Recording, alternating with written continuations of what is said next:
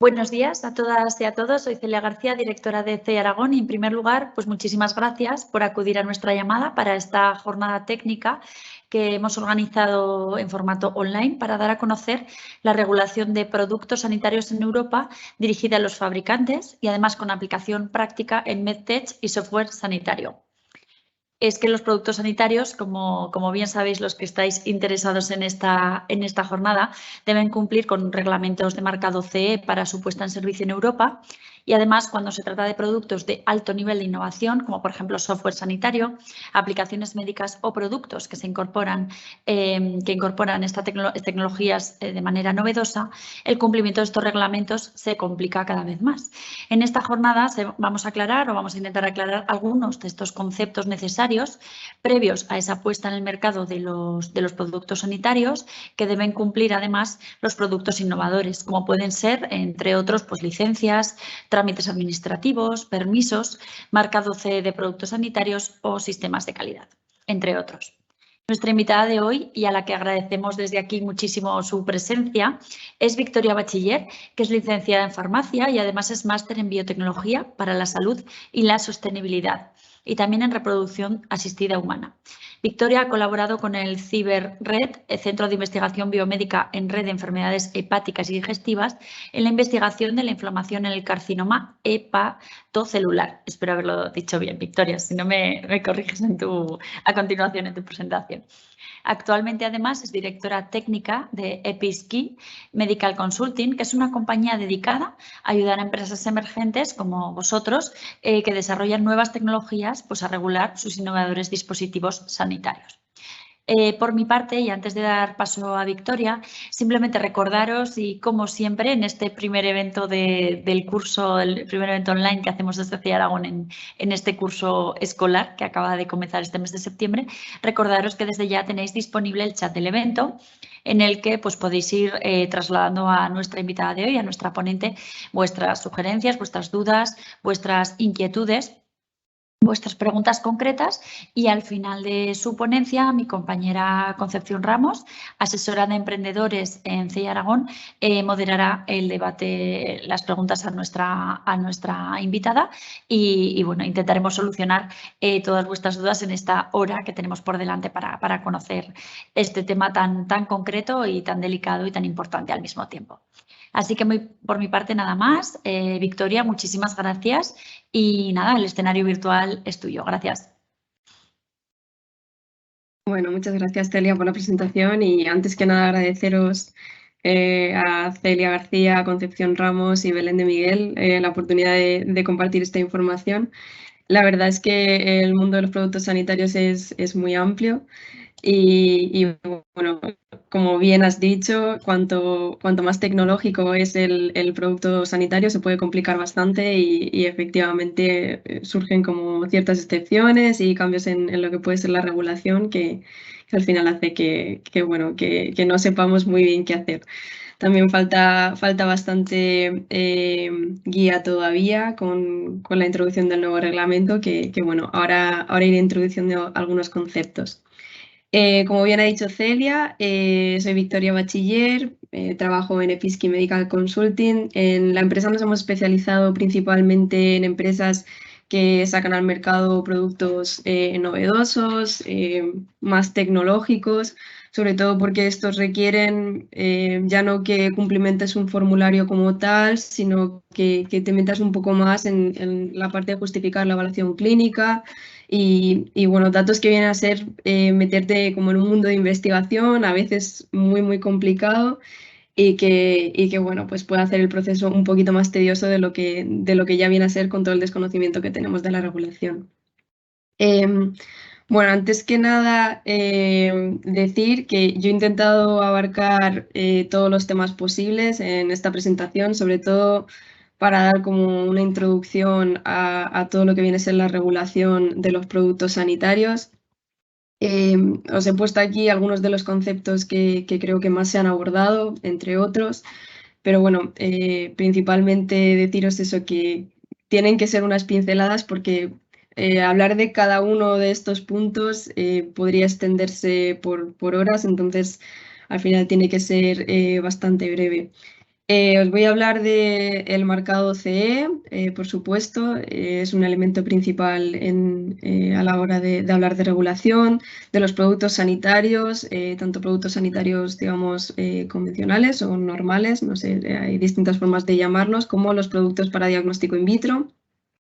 Os hablaré de la regulación para productos sanitarios convencionales, como os decía, y productos sanitarios in vitro, MDR y VDR, la clasificación que hay en ambos reglamentos. Hablaremos también un poquito de organismos notificados, operadores económicos, la documentación técnica que hay que generar para conseguir este marcado CE. Daré unas pinceladas acerca de software sanitario y un poco las distinciones que puede haber cuando estos están implicados dentro de un producto sanitario o son un producto sanitario en sí.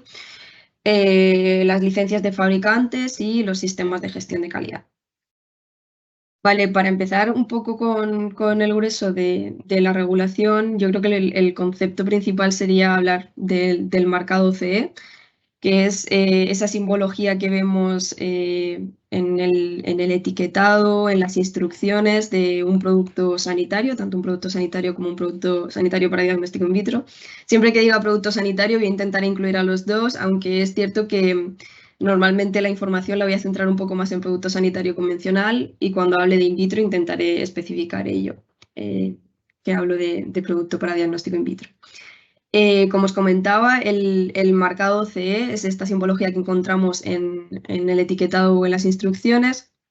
Es una simbología que no sirve como marca de calidad voluntaria, ni es una propiedad de una compañía en particular, ni nada así, sino que lo que da garantía es de que efectivamente ese producto es un producto sanitario y ha cumplido con los requisitos que el reglamento le exige como producto sanitario.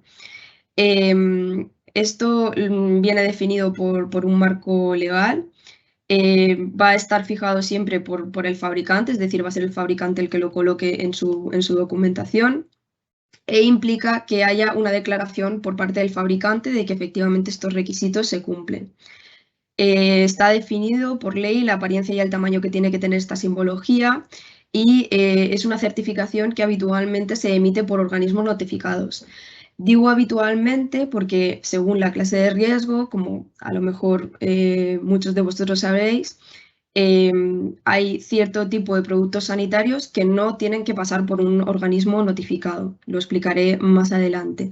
Cuando sí que pasan por un organismo notificado, este CE se acompaña de los 4 números que identifican a ese organismo notificado. El marcado CE es obligatorio para todos los productos que quieran comercializarse en el mercado europeo. Hay algunas excepciones que vienen a ser porque tienen su propia regulación, sobre todo a raíz de este cambio que ha habido desde la directiva al reglamento que luego os pasaré a explicar también. Ha habido ciertos países que han querido salirse del marco que vendría a ser el reglamento, bien porque han decidido que no les resultaba lo suficientemente claro, bien porque tienen otro tipo de acuerdos con la Unión Europea. Estos países serían Suiza, Turquía y bueno, Reino Unido tras el Brexit. Estos productos, ya os digo que hasta hace muy poquito, y no sé si los siguen admitiendo, si os digo la verdad, productos con marcado CE, pero esto está en plena transición y en breves ya no va a haber una circulación, digamos, de la misma forma que hasta ahora. El marcado CE es obligatorio en la Unión Europea como símbolo de que los productos sanitarios son seguros y efectivos y que existe una armonización entre los requisitos técnicos que se va a exigir entre los distintos países. Se quiere eliminar estas barreras nacionales que pueda haber de comercio y la única forma sería pues eso, hacer como una estandarización de los requisitos que se exigen para que efectivamente pueda haber una libre circulación de los bienes y los servicios que están relacionados con la salud. Entonces, al final, al ser primordial, pues requiere de toda esta estandarización. Ya habiendo hablado es un poco del marcado CE, que yo creo que es como el objetivo final que puede llegar a tener toda esta documentación que os presento en esta diapositiva. Lo que sí que es cierto es que los productos sanitarios van a requerir de todos estos procesos que os presento en la la diapositiva. En primer lugar, como os comentaba, el marcado CE va directamente asociado con la documentación técnica que se tiene que recopilar de este producto, el producto que queramos sacar al mercado europeo, pero a su vez va a estar, bueno, la documentación va a estar estrictamente relacionada con la documentación que se presenta para la licencia de fabricantes y para el sistema de gestión de calidad, es decir, va a haber algunos documentos que van a ser en común, pero hay distinciones muy claras, ¿vale? La documentación técnica es, pues, como su nombre indica, mucho más técnica y mucho más específica de lo que viene a ser demostrar el funcionamiento y la seguridad del producto sanitario. Luego, la licencia de fabricación es documentación como más administrativa y que muchas veces implica pues, cierta documentación de la empresa, como vienen a ser escrituras o DNIs, identificación de ciertos responsables, ¿vale? Documentación como más administrativa y el sistema de gestión de calidad que normalmente se va a regular por la 13485, que es la ISO para estandarización de la fabricación de productos sanitarios. Volviendo un poco a la parte de la documentación técnica y hablando de normativa de productos sanitarios, comentaros que bueno, los reglamentos han salido hace relativamente poco, el reglamento 2017-745 y 2017-746.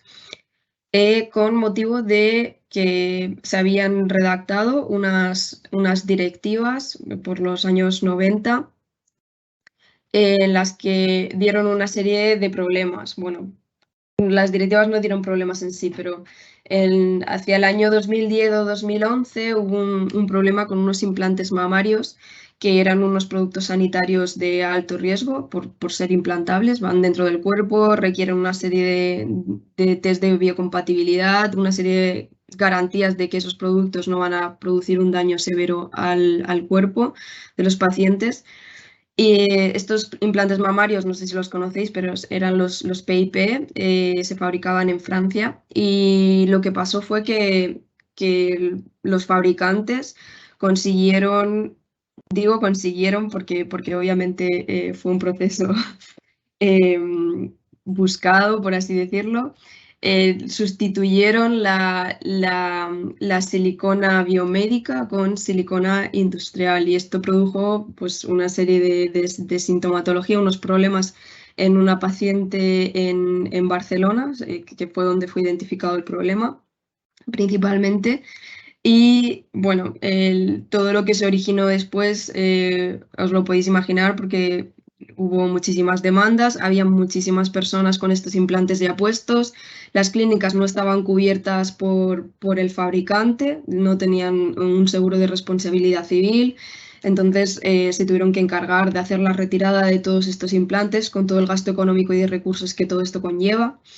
Entonces, a raíz de eso se identificó que efectivamente las directivas no daban la garantía que se pretendía para todos los productos sanitarios en el mercado europeo.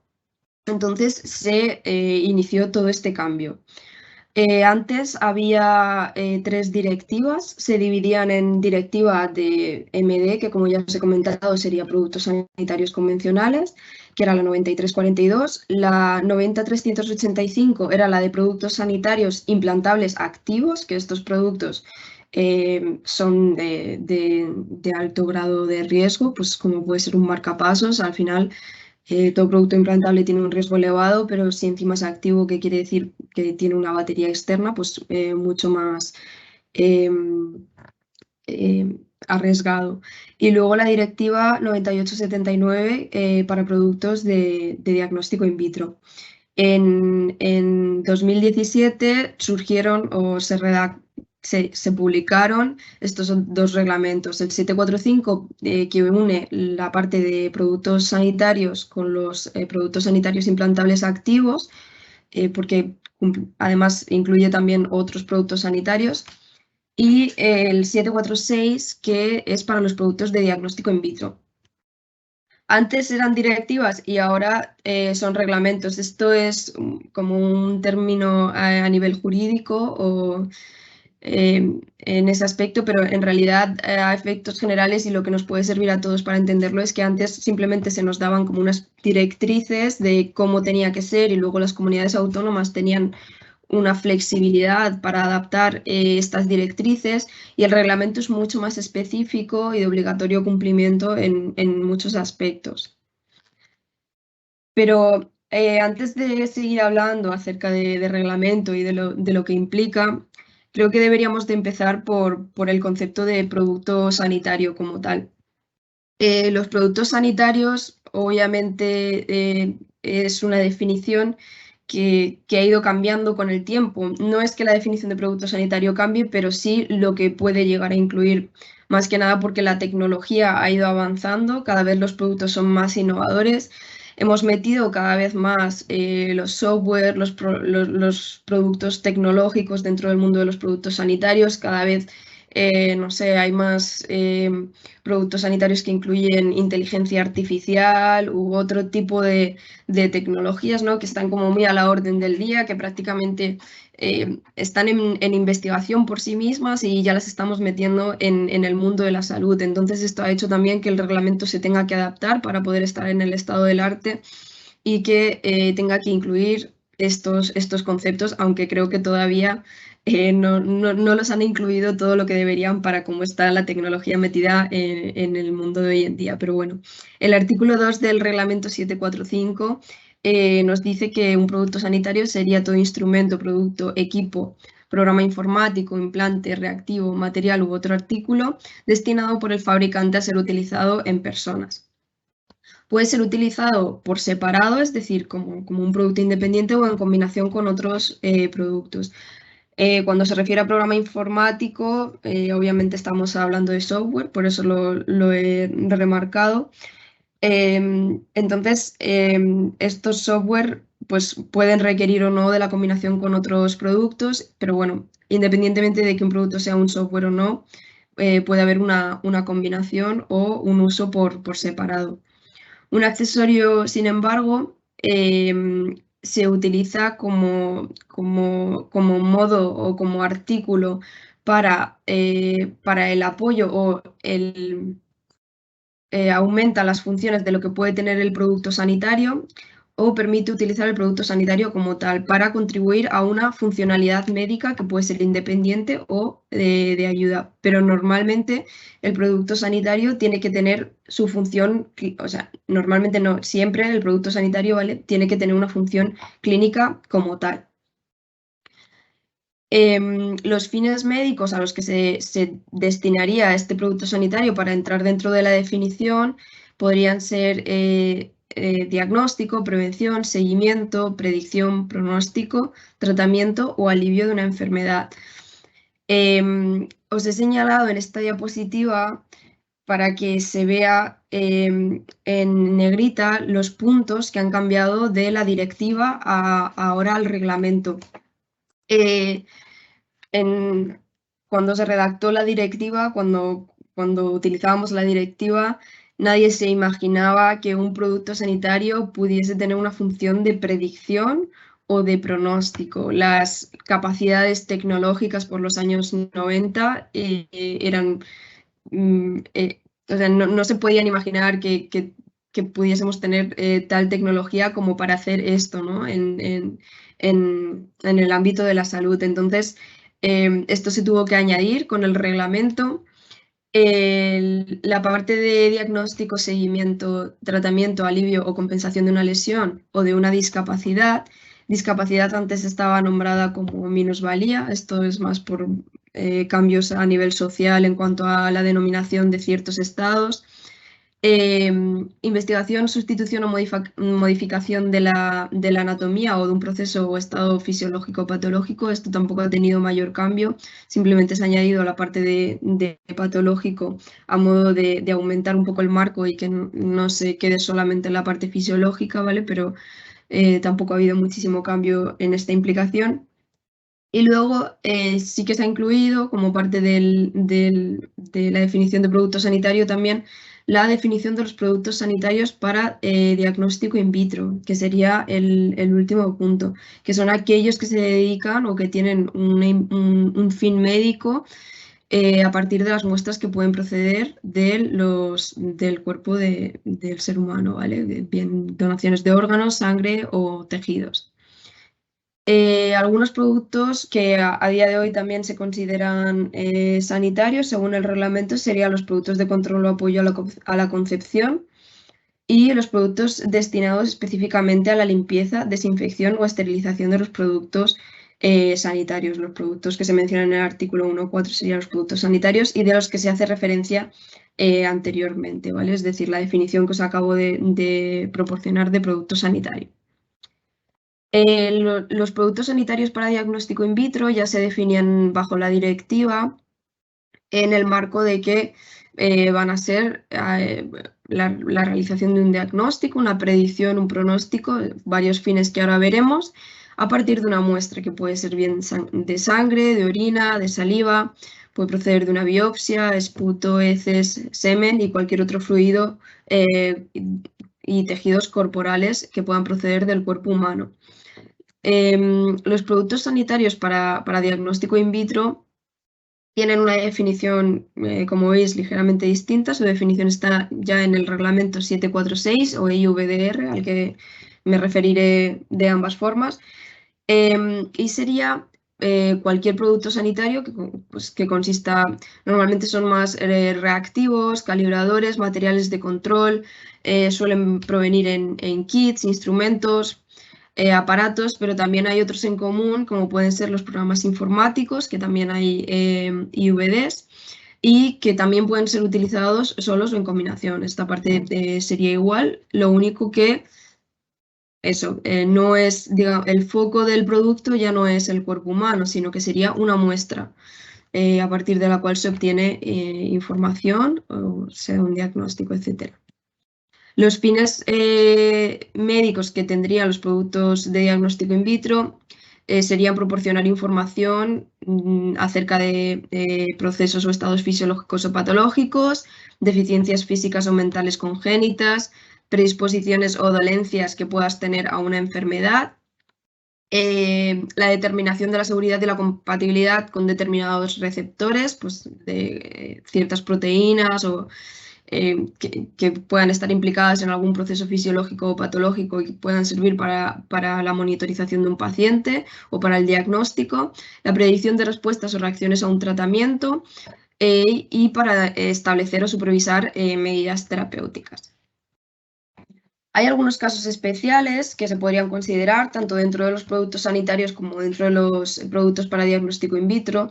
Dentro de los IVD encontraríamos los productos para autodiagnóstico que, bueno, he dicho especiales, digo que son especiales porque al final digamos que lo que os comentaba al principio, no es cuestión de rellenar un formulario o no está todo totalmente especificado. De hecho, para ello requerimos muchas veces de guías para la interpretación del reglamento que todavía están en proceso y siempre tardan en salir, la verdad. Pero bueno, mientras tanto hay que ir buscando estos conceptos dentro del reglamento para ver qué excepciones tenemos o qué cosas tenemos que añadir dependiendo de qué caso especial estemos trabajando y queramos sacar al mercado. Están los productos in-house también, que son aquellos que no salen a la venta como tal, sino que se van a utilizar en un ambiente definido. Hay tanto IVDs como MDs en este aspecto. IVDs se utilizan muchos kits que se fabrican in-house de reactivos o cosas así. Y en cuanto a productos sanitarios, pues no sé, grúas o cosas como muy específicas de un ambiente clínico que lo vas a necesitar para esa localización, no para otra, o que de momento no lo quieres sacar al mercado por X motivos, pero no hay tampoco nada en el mercado que pueda suplir esa función. Están los productos combinados con fármacos, con medicamentos, que bueno, estos también llevan una regulación combinada, ¿no? Tanto del reglamento de productos sanitarios como del de fármacos. medicamentos. Estarían los productos también sin fines médicos, que son aquellos que se nombran en el anexo 16 del reglamento. Para estos todavía tienen que salir unas especificaciones comunes y bueno, son aquellos que se dedican principalmente a fines estéticos, pero por sus características pues tienen un riesgo que bueno, requiere que estén contemplados en este reglamento para que se pueda garantizar la seguridad. Pues, no sé, por ejemplo, la aplicación de un láser, bien para la eliminación de manchas o bien para la eliminación de vello. Es un producto que puede tener un riesgo muy elevado. Unas lentes de contacto que sean para simplemente cambiarte el color del ojo, pues no deja de estar en contacto con una mucosa y con una parte sensible del cuerpo que requiere de una regulación. ¿Vale? Los productos que combinan, sin querer que esto genere confusión con los productos combinados, pero que combinan un producto sanitario con un producto IVD, se consideran también casos especiales porque le van a aplicar partes de ambos reglamentos. Y los productos IVD que sirven para selección terapéutica o los companion, que son aquellos que están relacionados directamente con el uso de un fármaco. Por ejemplo, el test que se hace para aumentar o disminuir la dosis de Sintrom, pues sería un producto para selección terapéutica o companion, porque tiene una asociación directa con una sustancia farmacológica que se va a aumentar la dosis o disminuir dependiendo de lo que diga este producto para diagnóstico in vitro. Entonces, el riesgo, digamos, que es ligeramente más indirecto y a la vez totalmente relacionado con el fármaco. Vale. Ahora os voy a pasar a hablar un poco acerca del software como producto sanitario. Un software como producto sanitario, en realidad, viene a ser lo mismo que podría ser un producto sanitario. Lo que pasa que es cierto que hay algunas cosas que a lo mejor para la mente nos pueden resultar como más abstractas, ¿no? Empezando por dónde pongo el marcado C, puesto que no hay como un ente físico en el que colocarlo, no hay un proceso de fabricación como tal, en fin, tiene algunas distinciones que pueden ser como ligeramente diferentes de lo que sería un proceso habitual de un producto sanitario, pero la documentación y otros factores en realidad son muy similares y os diría que iguales prácticamente.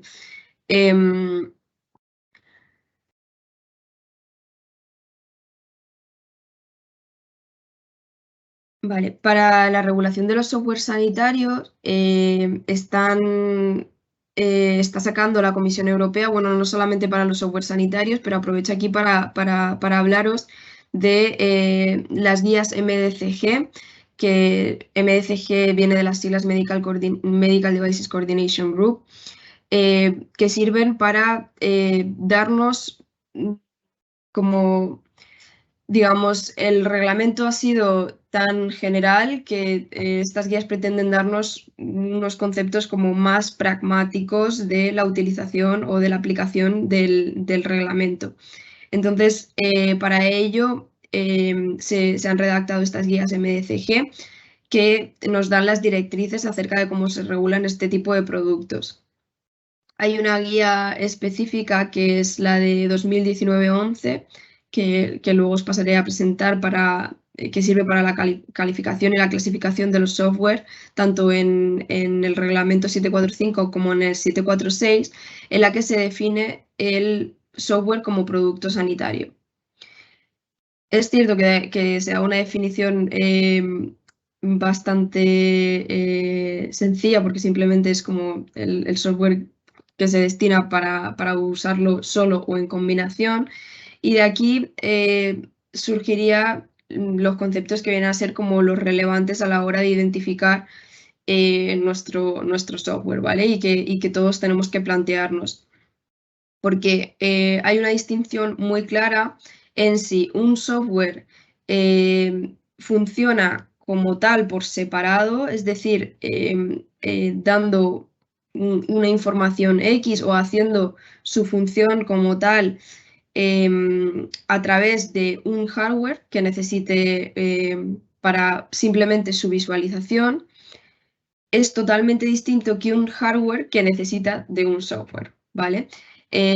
Todo hardware va a necesitar, aunque sea de un mínimo firmware para que el botón de encendido apagado funcione. Pero luego también hay otros productos que van a tener una pantalla o van a tener otras funciones, otros requisitos que van a hacer que se haga más complejo ese software que tenga. Pero lo que os comentaba, el producto sanitario como un software en sí va a ser distinto la documentación técnica que vamos a generar que cuando un hardware necesita del software. No sé si aquí os he liado más o os he aclarado algo, pero en caso de que no sepáis exactamente cómo clasificar el software, ya ha salido también como un esquema que principalmente nos ayuda tanto a saber si el producto es el producto software, el software sanitario es un IVD como para saber si es un producto sanitario. Y como os comentaba, la MDCG 2019-11 da una definición acerca de este concepto y también algunas pinceladas acerca de cómo se puede clasificar. Os he puesto aquí algunos ejemplos de lo que podría ser pues, lo que os estaba hablando antes, ¿no? Un software como producto sanitario y un software como necesario para la utilización de un hardware. Este producto, por ejemplo, que os presento sería un software que segmenta el hígado a través de imágenes que vienen de resonancia magnética. Y al hacer esta segmentación, el software podría separar vasos proximales y caracterizar la grasa, el hierro o incluso buscar algunas lesiones. Es decir, utilizar la información que viene, en este caso, se puede considerar como muestra lo que viene a ser la imagen del paciente, ¿no? Pero obtiene información de aquí. Aquí os puede surgir a muchos las dudas. Bueno, pues esto sería un producto sanitario, sería un IVD. Si seguimos la guía de clasificación que hemos visto antes, se resuelve esta duda. No he querido meterme en detalle acerca de cómo seguir esa guía porque es que es muy esquemática, es un árbol de sí o no, ¿vale? Pero llegaríamos a la conclusión de que este producto es un producto sanitario y no es un IVD. A pesar de que alguien en la cabeza pudiese tener que una imagen pudiese considerarse como una muestra, por ejemplo.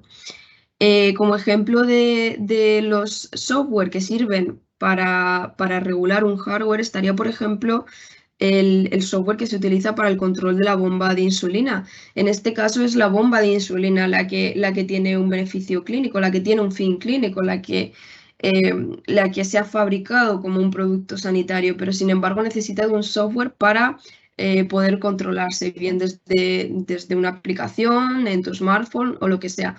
¿Vale? Entonces, aquí tenemos que saber distinguir lo que os comentaba antes, que el producto sanitario es la bomba de insulina, pero necesitamos de ese software.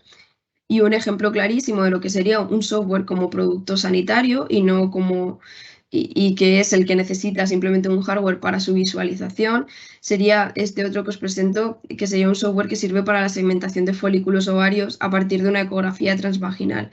Estos sirven para calcular el tamaño de los folículos y saber el momento en el que se tiene que realizar la punción ovárica durante un tratamiento de reproducción asistida y así obtener ovocitos maduros y que sirvan para el tratamiento de reproducción.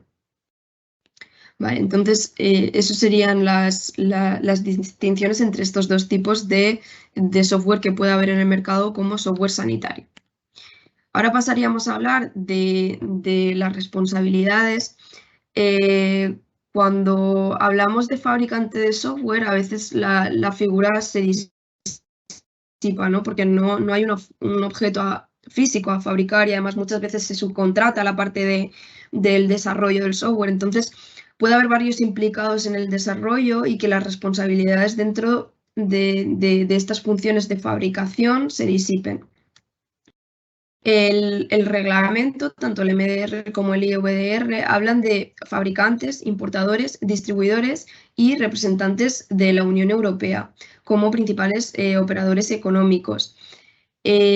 Cada uno de estos tienen funciones distintas. Un fabricante pues, va a ser el responsable de toda la documentación técnica y de que sus datos estén en el etiquetado y en las instrucciones de uso como fabricante, como tal, ¿no?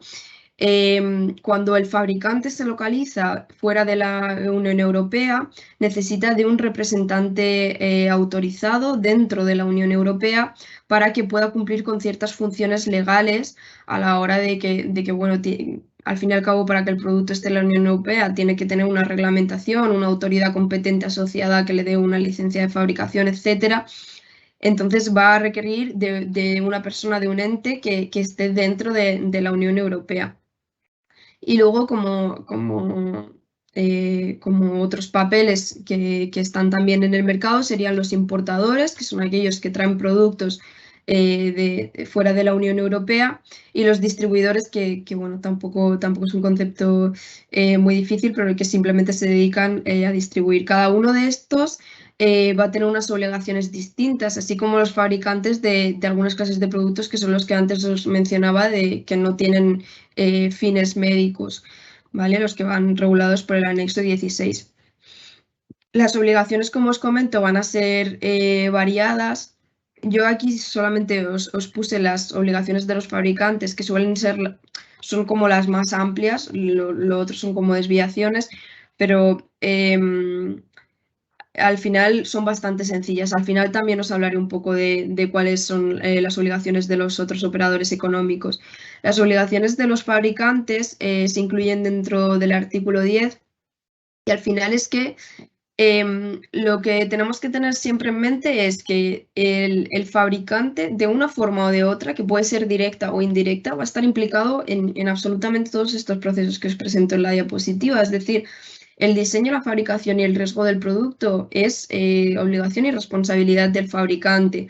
Todas las responsabilidades jurídicas y las indemnizaciones que pueda haber a lo largo del proceso de la fabricación o de la realización de una investigación clínica, etcétera, obligación del fabricante, la documentación que haya que tener, las relaciones que se establecen con las autoridades competentes, como os comentaba, para la obtención de una licencia de fabricantes o para la comunicación de los productos a fabricar, etcétera, la vigilancia que vaya a haber del producto una vez que ya esté en el mercado, el sistema de gestión de calidad que vamos a necesitar para esa estandarización de la producción del producto sanitario, su información dentro del etiquetado, los riesgos que vaya a llevar su puesta en el mercado y las acciones correctivas que procedan de productos no conformes o de otro tipo de riesgos que se puedan poner al hacer disponible este producto sanitario en el mercado.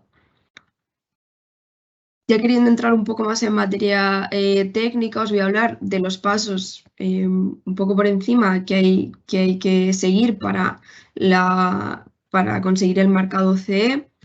En primer lugar, siempre cuando una empresa va a diseñar y fabricar un producto que puede llegar a tener una función médica, debería de plantearse si ese producto como tal está dentro de la definición de producto sanitario, en el MDR o en el IVDR, ¿vale? Estas diapositivas están principalmente para el MDR, pero si tengo un producto para diagnóstico in vitro, vaya a ser un reactivo, lo que sea, cualquier información que yo vaya a obtener de diagnóstico, predicción, pronóstico acerca de la enfermedad de un paciente, voy a tener que plantearme, ¿está contemplada en la definición del artículo 1, el apartado 2 de los reglamentos?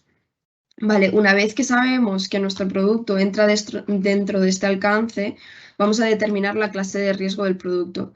Esto lo que nos va a obligar principalmente es hacer una definición muy detallada acerca del producto. Un producto puede ser el mismo y que dependiendo del uso intencionado que le demos, vaya a tener una clase de riesgo u otra distinta. Porque al final no es lo mismo que tú quieras abarcar muchos tipos de población o que quieras abarcar muchas enfermedades o muchos usos intencionados a que tú simplemente te quieras reducir a un uso limitado de tu producto. Obviamente estás limitando el mercado de tu producto, pero también estás limitando el riesgo. Entonces la clasificación o el riesgo que se le pueda dar a tu producto va a ser distinta. Posteriormente pasaríamos a seleccionar el procedimiento de evaluación de la conformidad, puesto que los reglamentos tienen en torno a unas 175 páginas. No podemos aplicar, digamos, todo el reglamento a todos los productos sanitarios. Entonces se han elaborado una serie de por así decirlo, rutas de evaluación de la conformidad, que son las que nosotros le vamos a comunicar al organismo notificado en caso de que nos aplique, que hemos seguido para poder marcar ese producto, para poder asegurar el riesgo y el funcionamiento del producto. Entonces, seleccionamos la ruta de evaluación de la conformidad y una vez que la hemos seleccionado pasamos a identificar los requisitos de funcionamiento y seguridad que sean aplicables.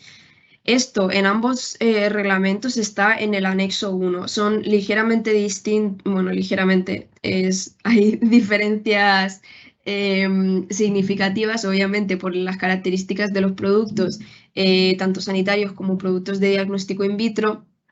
Y es que estos requisitos lo que nos definen a lo largo de ellos es qué requerimiento, qué test muchas veces voy a tener que cumplir, porque dependiendo de si nuestro producto tiene sustancias, tiene riesgos de contaminación microbiológica, tiene un proceso de esterilización, está conectado o tiene alguna fuente de electricidad, está combinado o conectado con otros productos o no. Es decir, dependiendo de muchas características que vaya a tener nuestro producto sanitario, le van a aplicar una serie de test o de documentación que vamos a tener que entregar u otra, porque no es lo mismo, pues eso, que un producto tenga que tener una serie de test conforme a la 10993 de biocompatibilidad o que vaya a ser un producto eléctrico que va a tener que cumplir con las normas 60601, ¿vale? De seguridad eléctrica, compatibilidad electromagnética, etcétera. Entonces, para ello, para saber por dónde tenemos que encaminarnos, cogemos los requisitos del anexo 1 de ambos reglamentos y uno a uno tenemos que ver cuáles nos aplican. Después de ello pasaríamos a recopilar la documentación técnica, luego os hablaré también un poquito más del contenido de esta documentación técnica. Se incluye en el anexo, en el anexo 2 y una vez que hemos hecho todo esto, aplicaríamos el procedimiento de evaluación de la conformidad. Es cierto que la documentación va a ser distinta dependiendo de la evaluación de conformidad que hayamos escogido. Por regla general vamos a requerir, y por eso toda la presentación está enfocada a ello, un sistema de gestión de calidad, una licencia de fabricación, pero también otros documentos. La clasificación es distinta entre los productos sanitarios y los productos para diagnóstico in vitro. Creo que todos los conocéis, pero bueno, se clasifican en 4. Tendríamos la clase 1 y la clase A que no van por organismo notificado y de ahí en adelante ya sí que necesitaríamos de un organismo notificado para el marcado CE de nuestro producto sanitario. Hay clases o subtipos dentro de la clase 1 y dentro de la clase A, que serían los estériles en ambas, y dentro de la clase 1 los que son reutilizables y los que tienen una función de medición, porque estas funciones en concreto sí que van a pasar por un organismo notificado. Dentro del IVD hay 7 reglas y serían, se clasificarían en 4 clases, A de menor riesgo y D de mayor prevalencia que pueda tener esa enfermedad que se diagnostica y riesgo dentro de la población. Las reglas de clasificación de los software, la regla de clasificación de los software es la 11, ¿vale? Es la que se contempla todo lo que puede aportar de información un software. Entonces, dentro de ello, va a ser muy distinto pues que un software esté implicado en procesos que pueden conllevar la muerte o deterioro de un paciente, como es muy lógico, a que un software informático simplemente se dedique a darte, por ejemplo, la información que un test determina, pues es positivo, es negativo. Va a haber distinciones muy claras. Muchos de ellos entran dentro de clase 2A porque se dedican a observar parámetros fisiológicos vitales. Pero bueno, que sepáis que la regla 11 es la que sirve para los software concretamente. A la hora de recopilar la información, como ya os he comentado un poco antes, la documentación técnica, partiríamos de los requisitos generales de seguridad y funcionamiento y a partir de ello elaboraríamos, según el anexo 2, la documentación técnica, que va a incluir todos estos conceptos que os incluyo, la descripción del producto muy detallada con sus variantes y accesorios, la etiqueta y las instrucciones, la parte de diseño y fabricación que pueda tener que ver con el producto, toda la verificación y validación en la que se va a incluir toda la parte clínica, la evaluación clínica que pueda tener que ver con que el producto efectivamente se ha desarrollado conforme a los requisitos y conforme a los claims que yo puedo tener o que me he planteado para el producto sanitario, es decir, los objetivos que tengo en cuanto a uso intencionado, y luego toda la poscomercialización que va a estar incluida dentro del anexo 3 del reglamento y que va a ser muy relevante. Esto os lo detallo un poco más aquí. Para todo este proceso es muy importante que sepáis que en absolutamente todas estas partes va a haber una implicación de la relación beneficio-riesgo, ¿vale? Por eso os lo pongo en la base de este esquema, porque absolutamente todo el resto de documentación va a poder conllevar siempre un riesgo y se va a tener que evaluar con respecto al beneficio que pueda tener el producto sanitario. Los softwares se clasifican ligeramente distintos, o bueno, está la norma 62304, que es la que nos va a clasificar los software en clase A, B o C, independientemente de cuál sea su clasificación como producto sanitario. Es decir, un software como producto sanitario va a tener ambas clasificaciones, ¿vale? La clasificación de software y la clasificación de producto sanitario. De la A a la C se establece pues la A, de nuevo, la que menos riesgo tiene, y la C, aquella que puede generar una muerte o lesión. Esto va a estar influido por los elementos que pueda tener el software y que al final vienen definidos pues, por el sistema, todos los elementos, la unidad que conlleve todos los elementos anteriores y la arquitectura para la que se dedique el software. La 62304 para generar esta documentación nos habla de ciclo de vida, que es todo lo que tiene que ver con el desarrollo, que sería el equivalente a lo que tenemos de fabricación de cualquier otro producto sanitario, ¿vale? Entonces, aquí se habla de los pasos que hay que cumplir del software como software sanitario, que sería hay que definir el desarrollo del software, hay que definir el mantenimiento, la gestión de los riesgos tal y como de un producto sanitario. Es más, se tiene que definir del producto en caso de que tuviese un hardware y la gestión de riesgos del software, bien por separado, bien unido, pero tienen que estar claramente identificados de dónde proceden cada uno. La gestión de la configuración del software y la resolución de problemas que pueda proceder o que podamos tener como herramientas a la hora de encontrarnos con cualquiera en los pasos anteriores. A la hora de desarrollar el software, lo primero va a ser planificar el desarrollo del software y posteriormente vamos a seguir una serie de pasos en la que vamos a tener que analizar tanto los requisitos que nos hemos puesto del software, es decir, pues que si, no sé, hemos puesto un botón que queremos que sea verde, ¿no? Dentro de la interfaz de nuestro software, pues corroborar que efectivamente es verde, así como otro tipo de requisitos que se van a tener que testear con herramientas de test, ¿vale? Tendremos que definir también la parte del diseño arquitectónico, aunque es cierto que algunos de estos pasos vamos a entrar más o menos en detalle dependiendo del riesgo que tenga el producto. Y luego, por supuesto, al final de todo el desarrollo del software va a suceder la liberación, que es como el paso de, vale, esta versión puede ser libre, y ya pasamos a los siguientes pasos que puedan tener con el ciclo de vida del software. Sin querer entrar más en detalle en software, la parte de riesgos es muy similar en todos los productos sanitarios.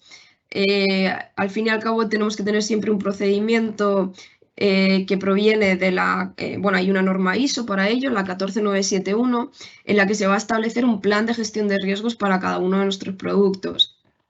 Dentro de ese plan de gestión de riesgos se tiene que contemplar el análisis y la evaluación que va a haber, así como una identificación primera que se hace y unas medidas de control que se van a tener que tomar dependiendo de cómo de severo sea el riesgo o el índice de riesgo final que pueda tener.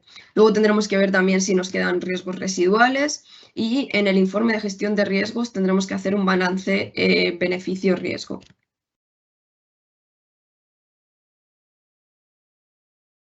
La clínica de los productos sanitarios se contempla dentro de la evaluación clínica. En los productos IVD se contempla dentro de la evaluación del funcionamiento. Dentro de ello hay que hablar de evidencia clínica como concepto principal, que parte de unos objetivos que vamos a tener o claims. Bueno, vamos a tener unos beneficios clínicos definidos en el producto sanitario y unos claims, ¿vale? Que van a tener que ir acorde con respecto a la evidencia clínica que obtenemos. Para ello salió la MDCG 2026, que aunque ponga que es para legacy devices, es muy útil también para el concepto de evidencia clínica que el reglamento genera y que es aplicable a los productos nuevos, a los productos más innovadores. Esta parte es ligeramente complicada porque si muchos de vosotros que ya estéis metidos en el mundo de software o que conozcáis también las evaluaciones del funcionamiento que se realizan en IVD, en las guías que han salido, tanto para uno como para el otro, se han generado como estos 3 apartados dentro de la evaluación tanto clínica como del funcionamiento, en los que nosotras desde PISCI vemos bastantes similitudes, ¿vale? Una sería la parte como más científica, que en la parte de IVD se llama validez científica, y en la parte de software pasaríamos a hablar de ello como asociación clínica válida, que es como la asociación. Bueno, en IVD lo pasaré a explicar después, pero en un software de que el output del software y el estado fisiológico o condición clínica tienen una relación. La parte del funcionamiento técnico sería la corroboración o verificación de que ese software funciona como debería y que genera una información exacta y confiable, ¿vale? Y la parte de funcionamiento clínico, ahí sí que tienen un nombre en común, pero sería la demostración de que el software puede generar resultados clínicamente relevantes con respecto a la población a la que se va a exponer. Como os comentaba, la evaluación del funcionamiento en productos in vitro es ligeramente distinta, pero tiene algunas similitudes con la guía que ha salido para software sanitario, en la que también se pide que se especifique una validez científica, un funcionamiento analítico y un funcionamiento clínico. Al final lo que vemos dentro de estas guías es que se pretende como hacer un árbol, ¿no?, en el que nosotros tengamos claro y definido ciertos aspectos del producto sanitario que nos van a llevar siempre a que el método, los resultados y la enfermedad que tenemos como foco en nuestra evaluación clínica, en nuestra evaluación del funcionamiento, estén conectados, ¿vale? Y que haya una verificación detrás, es decir, que todos esos datos sean comprobables. Los productos sanitarios para diagnóstico in vitro, como os comentaba, lo voy a pasar muy por encima, pero es que la validez científica al final va a ser el responder a la pregunta de qué es lo que mido con mi producto para diagnóstico in vitro, porque yo tengo que saber que ese analito está relacionado con la enfermedad o el estado fisiológico que yo quiero observar o del que yo quiero realizar un diagnóstico, un pronóstico, lo que se me ocurra. La evaluación del funcionamiento, que incluye la parte de funcionamiento analítico, va a estar más enfocada acerca de cómo voy a medir ese analito. Es decir, está muy bien que yo pueda saber que la hormona coriónica está relacionada con el embarazo, por ejemplo, pero ¿qué formas tengo yo para medirlo? Bueno, pues voy a tener que pensar, ¿no? Porque no hay tampoco solo una forma. Entonces, esa metodología que yo voy a utilizar para medirlo tiene que estar verificada y tiene que tener unos test detrás de que yo doy una fiabilidad a la hora de medirlo. Dentro de eso, se han descrito en el anexo 1.9.1 del IVDR, en el apartado A, una serie de conceptos que hay que responder. No todos aplican a todos los productos sanitarios porque depende de si el producto hace una medición cuantitativa o cualitativa o semi-cuantitativa, pero, y bueno, de otra serie de características, pero es interesante y deberíamos de justificar todos y cada uno de si cumplimos o no cumplimos con estos conceptos. Y luego ya por último sería la validez del funcionamiento clínico, que sería que está muy bien que yo sepa qué analito está relacionado con la enfermedad o proceso fisiológico, está muy bien que yo sepa cómo medirlo, pero toda esta información tiene que tener una validez cuando yo la planteo en una población, porque puede haber interacciones cruzadas con medicamentos, con estados fisiológicos o patológicos que nos vayan a cambiar las concentraciones de ese analito, etc. Entonces, todo esto hay que tenerlo en cuenta y definir así también una sensibilidad y especificidad que van a ser ya diagnósticas y aplicables a toda la población, ¿vale? Para ello vamos a utilizar ensayos clínicos o vamos a compararlo con otras opciones en el mercado. Otras formas de obtener información clínica son las investigaciones clínicas, que ha sido el gran fuerte con la entrada de este reglamento. Hay productos sanitarios para los que incluso ya se exige que se tengan que elaborar investigaciones clínicas dentro de los llamados PMCF también, incluso aunque el producto ya esté en el mercado. Y otra fuente de información muy grande sería la equivalencia, para la cual tenemos la MDCG 2025, en la que hay que establecer una tabla con el producto que esté en el mercado y que tenga exactamente las mismas características que tiene tu producto y que ciertos puntos o apartados sean iguales para poder determinar que hay una equivalencia. El UDI viene como derivado de la necesidad de establecer una identificación única de cada uno de los productos y para ello se habla de EUDAMED, que es esta base de datos que va a salir y que va a ser pública. Nos la tienen pintado un poco como algo ilusorio de momento, pero bueno, está en proceso, ¿vale? Para ello se va a necesitar que cada producto tenga un UDI y asociar todas las investigaciones clínicas y toda la información que se tenga del producto en esa base de datos. Por último, se redacta la declaración de conformidad, ¿vale? Cuando ya tenemos toda la documentación de la que os he hablado, se redacta una declaración de conformidad que simplemente viene a tener esta información. De todas formas, el anexo 4, tanto del MDR como del IVDR, habla del contenido de esta declaración y, como os comentaba, pues va a ser distinto dependiendo de si es una declaración de autoconformidad o si nos la da un organismo notificado.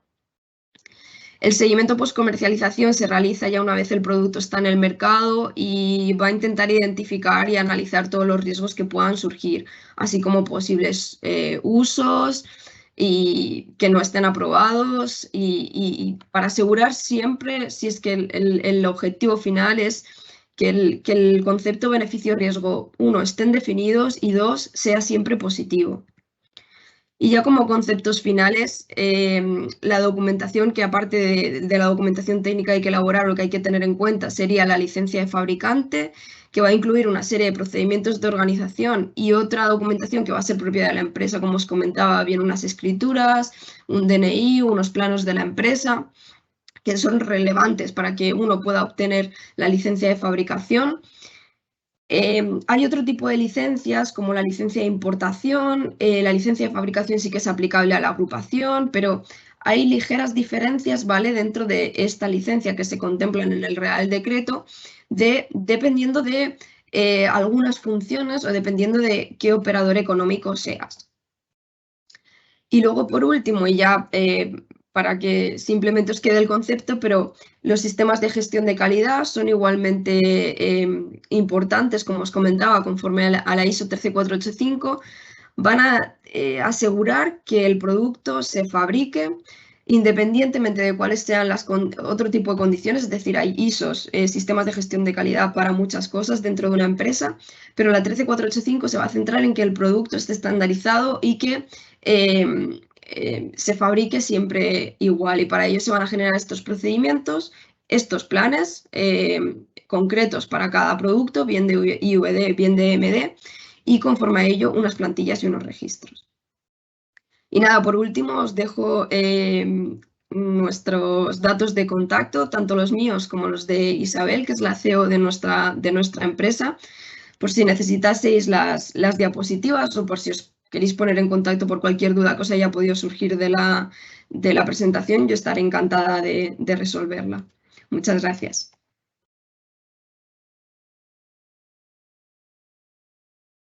Muchísimas gracias, Victoria. Gracias.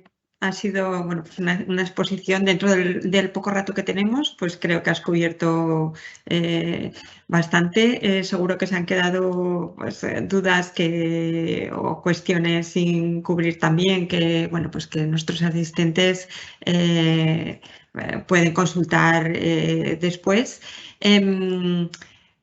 Era difícil ajustarse. Voy a transmitirte, no hay muchas preguntas, pero bueno, te voy a trasladar alguna pregunta que ha entrado y también, bueno, pues alguna pregunta que teníamos por aquí anotada.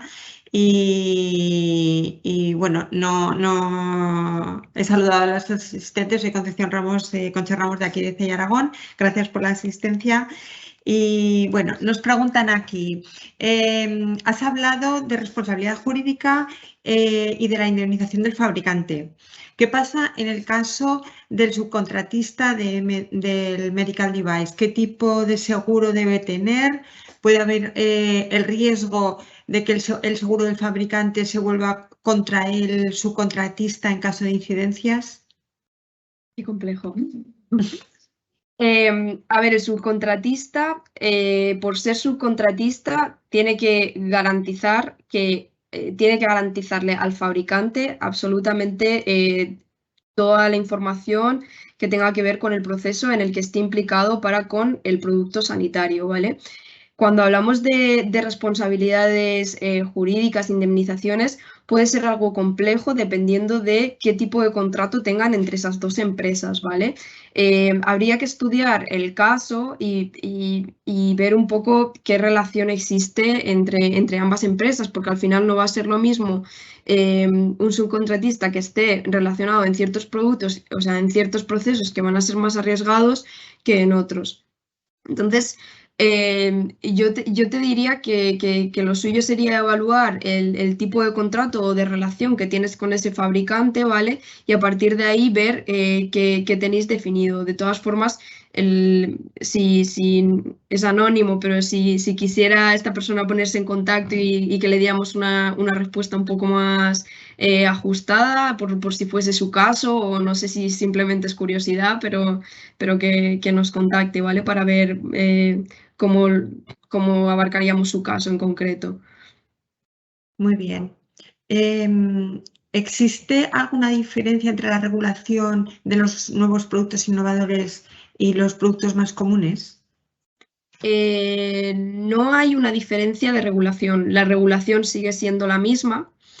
Lo único que, como os comentaba, en general las empresas que se dedican a realizar documentación técnica tienden a realizar como un formulario muy esquemático y aplicable a todos los productos sanitarios. cuando el producto es innovador, tiene unas características tecnológicas que no entran tan sencillamente dentro de lo que puede ser lo que uno interprete del reglamento, se complica la cosa y simplemente lo que hay que tener es como un criterio más científico, ¿no? Pero el reglamento sigue siendo el mismo. Lo que pasa es que yo voy a tener que justificar ciertas cosas más o menos dependiendo de lo claro que le quede tanto a la agencia como al organismo notificado. Muy bien. Preguntaban también por los ensayos aplicables a los productos innovadores. Depende muchísimo. Los productos innovadores, si hablamos puramente de tecnología y software, por ejemplo, un tipo podría ser software, ¿no? Que era lo que os he estado comentando. Pues para un software, sí o sí vamos a tener que echarle un ojo a la 62304, ¿vale? La 80001 también está para la aplicación de lo que viene a ser la 14971, que son la gestión de riesgos dentro del software. Entonces, sí o sí vamos a tener que contemplar los test o la información que nos piden esas normas, porque al final esto es como algo no escrito, ¿no? Pero en teoría las ISO y los estándares y muchas normas como que no son de obligatorio cumplimiento, pero son tan útiles para cumplir con los requisitos que nos pide el reglamento que al final tenemos que recurrir a ellas. Entonces, yo a una persona con, por ejemplo, un software le pediría, pues eso, que acudiese sí o sí a la 62304 como guía. Otro tipo de tecnologías no están muy contempladas dentro de las normas, entonces les diría que también habría que ir por los requisitos y ver qué les aplica para saber los test, más que realmente hablar de normas. ¿El seguimiento de postcomercialización en el software médico? Vale, el seguimiento de postcomercialización en el software médico es básicamente igual que en cualquier otro producto sanitario. La información es que tampoco te puedo decir que se recopile distinta, porque a día de hoy también se utilizan mucho las tecnologías para la recopilación de información de seguimiento de post-market. Y no necesariamente son un software, es decir, la tecnología pues ha afectado a todos los procesos y al final ahí estamos. Pero no hay unas diferencias, al menos que me vengan ahora mismo a la cabeza, no sé si se me está escapando algo, pero yo diría que no, claras con respecto al post-market de otros productos sanitarios. Vale. Has explicado el marcado CE. Has comentado los costes que tiene, plazos, si hay posibles ayudas, subvenciones para cubrir estos costes. Ayudas y subvenciones creo que normalmente están más relacionadas con la parte de diseño. Que tú tengas un producto innovador, pues hay varios premios que se dan tanto a nivel privado, yo creo que más que a nivel público, pero también hay algún premio. No podría decir todos porque yo creo que eso normalmente son fuentes en las que los fabricantes están más metidos como diseñadores. Plazos, yo diría que en general, y tal y como están los organismos notificados ahora mismo, si yo quiero fabricar o poner un producto sanitario en el mercado, siempre depende mucho de la información previa que tenga, cómo deformada esté la empresa en cuanto a sistema de gestión de calidad, pero si yo quiero empezar de cero, digamos que se me acaba de ocurrir una idea, te voy a decir que mínimo 1 año y medio vas a necesitar para elaborar toda esta documentación técnica, para ponerte en contacto con un organismo notificado, para recopilar, para implantar un sistema de gestión de calidad. Es decir, hay muchas cosas que hay que implementar y que hay que ir teniendo en cuenta. Costes no los sé de memoria y también dependen mucho de las características del producto, del riesgo, de si es un IVD, de si es un MD. Incluso los plazos se pueden alargar bastante también si estamos hablando de un MD o de un IVD, porque por ejemplo ahora mismo organismos notificados para IVD hay poquísimos y las colas que hay con los organismos notificados son tremendas, entonces hay que ponerse en contacto con ellos cuanto antes para ponerse en cola y que nos puedan validar el producto, por ejemplo. Muy bien. Pues en principio, por no alargarnos más y no entretenerte más también a ti, yo creo que lo vamos a dejar aquí. No veo que entren más preguntas. Quiero agradeceros a Episki Medical el habernos facilitado realizar esta jornada, agradecer a todos los asistentes que nos hayáis acompañado. Y bueno, simplemente desde aquí comentaros que recibiréis mañana la grabación del evento y, como ha comentado Victoria al principio, si alguien quisiera contar con la presentación, con la documentación, os ponéis en contacto con Victoria o con Isabel. Ella ha dejado ahí el contacto en el vídeo, lo veréis, y os lo pueden proporcionar. También queremos recordar que tenemos mañana aquí en CEI Aragón una jornada presencial, Un Mundo Infinito, que es un evento de economía y sostenibilidad que organizamos con la Diputación General de Planificación Económica y en colaboración con Zebra Ventures. También que el 28 de septiembre tenemos una jornada de puertas abiertas en CEI Aragón en Huesca, a la que estáis invitados, y el 29 de septiembre llevaremos a cabo un nuevo desayuno digital sobre la importancia del análisis del macroentorno en la determinación de la estrategia de una startup. Y sin más, gracias nuevamente, Victoria. Genial, muchísimas gracias. Nada, cualquier duda que se pongan en contacto, que estaremos encantadas de resolverla. Muy bien. Y Pues gracias a vosotras también. Que paséis un buen día. Igualmente. Hasta luego.